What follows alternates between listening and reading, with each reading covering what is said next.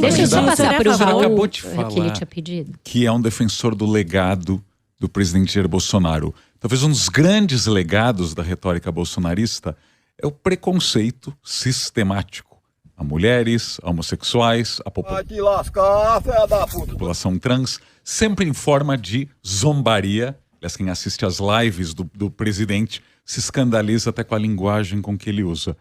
No Roda Viva, que o senhor esteve, o senhor comentou que família, para o senhor, era a família com a qual o senhor tinha crescido. Mas depois, questionado, o senhor disse que devíamos respeito inclusive legal, às famílias que não são iguais àquelas que o senhor cresceu.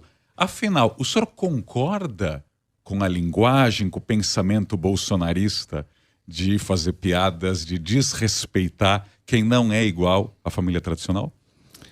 Interessante, Raul. O que eu vi, na verdade, foi uma primeira-dama fazendo o discurso na frente do presidente na sua posse. Isso mostra o quanto ele considera as mulheres. Nós tivemos 72 leis em prol das mulheres aprovadas no governo Bolsonaro. Na semana passada, a gente teve na Caixa Econômica, né, no lançamento de um programa de combate à violência, um programa de empreendedorismo feminino e de lançamento de produtos voltados para as mulheres. Mas porque houve uma denúncia de assédio sexual em massa contra mulheres na Caixa Econômica Federal por parte de um dos principais apoiadores do presidente, que é o ex-presidente da Caixa, Pedro Guimarães. E elas não eram fraquejadas. Isso é uma reação, ministro. Mas isso não tem nada a ver com política pública. Isso não tem nada a ver com direcionamento de governo. Política pública é sim, são as leis que foram aprovadas em benefício das mulheres, é a forma como a Caixa agora está se posicionando. Mas essas denúncias foram escondidas embaixo do tapete por meses. As denunciantes não tinham a sua denúncia tendo prosseguimento, porque havia uma rede de proteção a esse bolsonarista de 4 costados, que era o Pedro Guimarães. E isso só foi possível ser desbaratado quando veio a público pela imprensa. Olha, isso não tem nada a ver com ser bolsonarista ou não ser bolsonarista. Toma! Isso é uma postura pessoal de uma pessoa que vai ser investigada, tem que ser investigada, e se houve o avanço do sinal, se houve o cometimento de infrações, se houve o assédio ficando caracterizado, tem que ser severamente punida. Olha só, pessoal, como o tempo voa, hein? Como o tempo passou tão rápido aí que vimos essas hienas esquerdistas aí passando vergonha, pessoal, como Vera Magalhães e companhia. Pessoal, para quem não sabe, esse corte aqui refere-se a um pequeno trecho, né, de uma sabatina realizada com o então pré-candidato à época, o pré-candidato ao governo de São Paulo, Tarcísio Gomes de Freitas. E para a alegria, né, da maioria, eu acho que para a alegria aí da maioria dos paulistanos, o atual governador, graças a Deus, é o Tarcísio. Eu acho que está fazendo um bom papel, um bom trabalho à frente aí do governo de São Paulo. Mas nessa ocasião aqui, nessa sabatina, Vera Magalhães e toda a sua militância, pessoal, foi para cima do governador aí, para cima aí do entrevistado à época ainda, né? Tentando lacrar, tentando distorcer a pauta em questão, tentando colocar ali o Tarcísio naquela famosa saia justa, levantando alguns episódios ali cometidos pelo então presidente à época, que era o presidente Bolsonaro. Como sempre, né, gente, essa militância sempre tenta distorcer e tentar lacrar ali para cima do entrevistado, mas não colou com o Tarcísio, porque o Tarcísio colocou Vera Magalhães e toda a sua militância em seu devido lugar. Pessoal, se você não assistiu esse vídeo, eu te convido a assistir esse vídeo até o final, para que você também forme a sua opinião e deixe nos comentários. Então, sem mais enrolação, bora aqui pro vídeo. E o senhor não se sente constrangido de alguma forma de ter esse discurso de combate à corrupção e estar num palanque, por exemplo, ao lado do Eduardo Cunha? O Lula tem constrangimento de ser candidato a presidente? Mas aí só está empurrando para o outro. Tendo liderado o maior esquema de corrupção da história do Brasil, ele devia ter constrangimento. Veja, quantas palavras eu troquei com o Eduardo Cunha na minha vida. Nunca troquei uma palavra. Mas ele estava no seu palanque no dia do lançamento da sua candidatura, né? Foi o ato mais importante. Uma convenção nacional conjunta do PTB com republicanos. Ele é filiado ao PTB. Que comando eu tenho sobre uma pessoa que se filiou a um determinado partido político? Nenhuma. Isso quer dizer o quê? Em termos de participação no governo, em termos de absolutamente nada. Ele vai participar do secretariado? Não. Vai indicar secretário? Roberto Jefferson vai? Também não. Então qual é a participação do PTB no seu governo? É só para somar tempo de TV e fundo partidário? Não, para somar com projetos, para somar inclusive com pessoas, mas dentro de uma análise de integridade. Mas o dentro de uma Roberto análise Jefferson é o risco. dono do partido, ministro. Mas- Sempre foi, sempre será. Mas o governador você e eu. Eles querem ter espaço. Os partidos do presidente podem não ter tido espaços no seu ministério, mas tiveram em outros locais do governo. E vão querer espaço no seu governo. Uma coisa Quem apoia quer espaço. Exatamente, mas uma coisa que é importante deixar clara. Eu sempre conversei com os partidos que a escolha para o meu secretariado vai ser absolutamente técnica.